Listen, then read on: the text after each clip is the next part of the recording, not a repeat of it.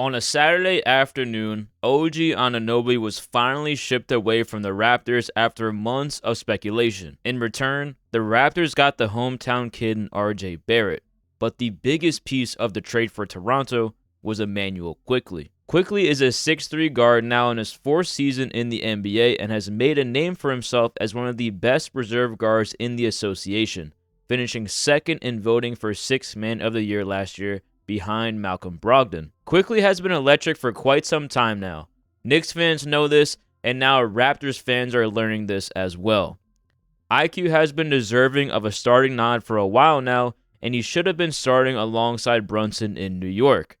Now that Quickley is in Toronto, he finally will have a chance to show what he's capable of. In the 2 games since Quickley has made his way north of the border, the team is 2-0 and IQ has looked very impressive so far. What sticks out the most right away is Immanuel's quick trigger from deep. Quickley has had a lot of practice playing off of the ball since he's been playing alongside Julius Randle and Jalen Brunson. This will allow IQ to make a seamless fit anywhere, but especially in Toronto. Quickley's willingness to shoot quickly, no pun intended, off of the catch as a much needed dynamic since the departure of Fred VanVleet, as the team currently ranks 20th in 3-point shots attempted and 26th in 3-point shot percentage. On the season, Quickley is shooting just over 40% from 3 on good volume, 5.5 attempts per game. The off-ball shooting was a given, but the most fascinating thing about this acquisition will be how IQ plays with the ball in his hands more often. The Toronto Raptors badly needed another ball handler on the team. As good as Dennis Schroeder may have been this season, him alone is just not enough. Having IQ as another ball handler who is also a very willing 3-point shooter will add a new dimension to this offense, and this will make life so much easier for everybody else. What really makes it all intriguing is the potential that he and Scottie have as a duo moving forward. If I were Coach Darko of the Raptors, I would constantly be putting Quickley and Scottie in 2-man actions.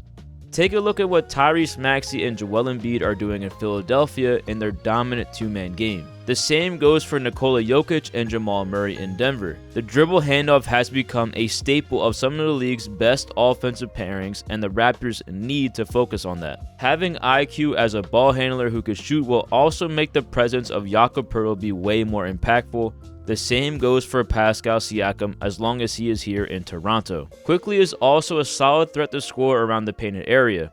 On the season, Quickley is shooting 46.3% on pull-up 2-point shots, a shot that will be there for him a lot as he gets more involved in DHO actions with Scottie and Jakob. One of IQ's signature shots is the floater, something we have already seen a lot of in just 2 games, and something we're going to see plenty more of moving forward. IQ is shooting a blistering hot 48 of 78 on floaters this season, good for 61.5%.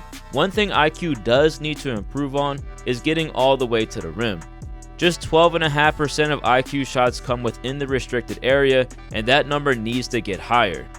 The Raptors badly need more rim pressure from dribble penetration, and if IQ wants to make that next step as a scoring guard, that's one way he can improve tremendously. If we take a look at some of the elite scoring guards around the league, this is the amount of shots they take in the restricted area. Shai Gilgeous-Alexander at 32.7%, Tyrese Maxey at 27.2%, and Anthony Simons at 21.7%. Getting shots in the restricted area isn't the only ingredient that creates an elite guard scorer, but it is a very good one. As IQ continues to improve as a 3-level scorer, the playmaking will come along with it. As a starter last season, Quickley averaged 22, 5, and 5 in 21 games, displaying that he does have the chops to be a starting guard in this league.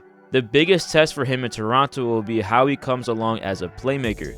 He doesn't need to be a transformative playmaker for this Raptors squad, but if he can average 4 to 6 assists per game alongside Scottie Barnes and his playmaking ability, I think that the Toronto brass and coaching staff will be extremely happy with that. There will be plenty of ups and downs over the course of the regular season, as I imagine Siakam will be moved by the deadline, which means more roster turnover, which can affect on-court play in the short term, as well as the fact that IQ has played nearly 90% of his Knicks tenure off of the bench, which means less minutes. Seeing how IQ does over 50 games with the Raptors the rest of the season while playing high minutes, I imagine his production will vary, but all of that is perfectly fine. Immanuel Quickley to me was a star hiding in plain sight, waiting for an opportunity. As great as OG Anunoby is, and as helpful as he will be to the Knicks this season, and hopefully for more seasons to come, in a couple of years, if IQ takes off, this trade has the makings of, what the hell were the Knicks doing?